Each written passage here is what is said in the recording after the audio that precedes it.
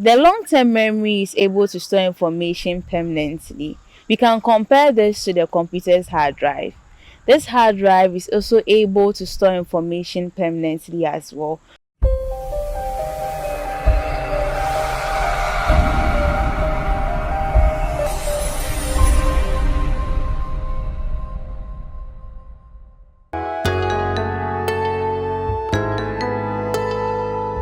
My name is Judith Neuroscience, and I have a degree in psychology, and I'm here to talk about how the computer and then the human brain are related.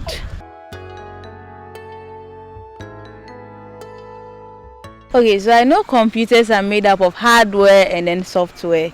Okay, and I know they are also involved in inputting of information, processing, storage, and even retrieval. So that's what I'm going to base this whole talk about.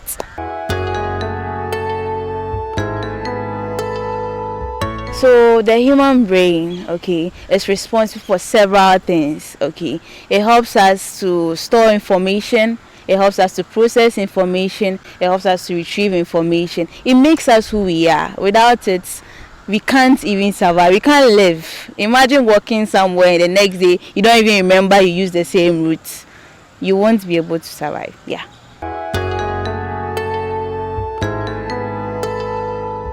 Okay, that's a beautiful question. So there's a model called the computer processing model, introduced by Atkinson and Schifrin. Okay, so they said that the human mind or the human brain can be compared to a computer in terms of the way the human mind inputs information, process information, stores it, and retrieve it. Okay, so for them, they believe that with the information processing model, information is stored in several stages. So there are three of these stages. The very first stage is a sensory memory. So sensory memory has to do with information that we get. This type of information, we've not processed it yet. So let's say now the birds are flying, they are making noise. Okay, we can hear it. Okay, but it hasn't been processed. And the information that goes to the sensory memory stays there for just 300 milliseconds. That's not even a full second, just 300 milliseconds. So if you do not pay attention to that information, you lose it. For instance, you are walking, someone passed by, the person is wearing a red shirt, but you didn't pay attention to the person is gone.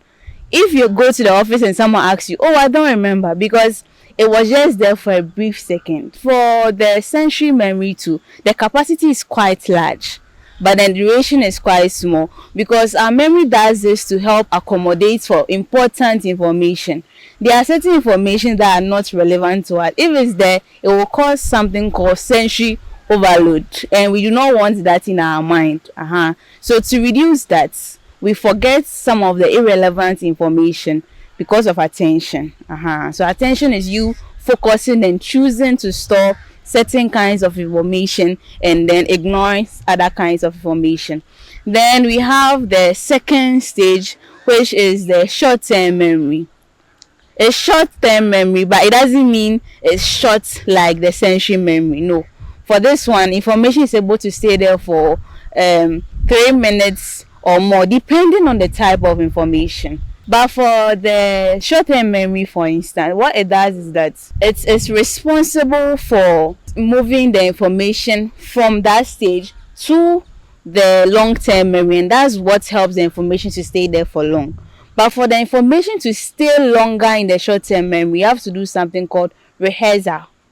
So we have two types of this rehearsal. We have the elaborative and then the maintenance.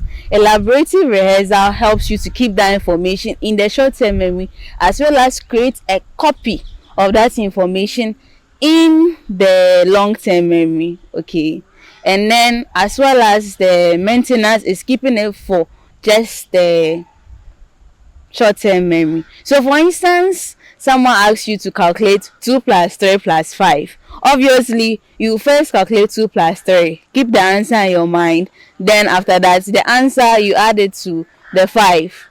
And then you'll be able to get the answer. Same way, if someone gives you a telephone number, oh, keep this number. But you don't have a pen, you don't have a paper. You just keep it in your mind. So the moment you get a pen or a paper, then you write it down. So it's staying there for that period of time. It means that that information was in the short-term memory.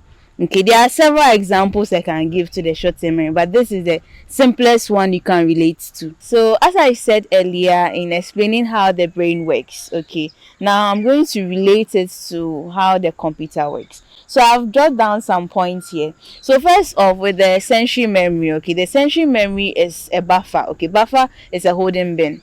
It holds information for a short period of time. Same thing we have the computer input buffer. Okay, it just stores information for a short period of time, then you use it. Then we have the short-term memory.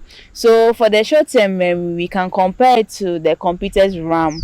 The RAM means random access memory. Okay, so this one holds information temporarily whilst it is being used. So that has to do with the attention. I need it right now, so I just hold it. I need to keep this person's name in my mind right now. The moment I'm done mentioning it, then I can choose to forget about it. So it just stores the information for just that moment. The long-term memory is able to store information permanently. We can compare this to the computer's hard drive. This hard drive is also able to store information permanently as well. So this is how the human brain can be linked to the computer. If you have any question, you can leave it in the comment section and I'll do well to respond to them in a next video. See ya.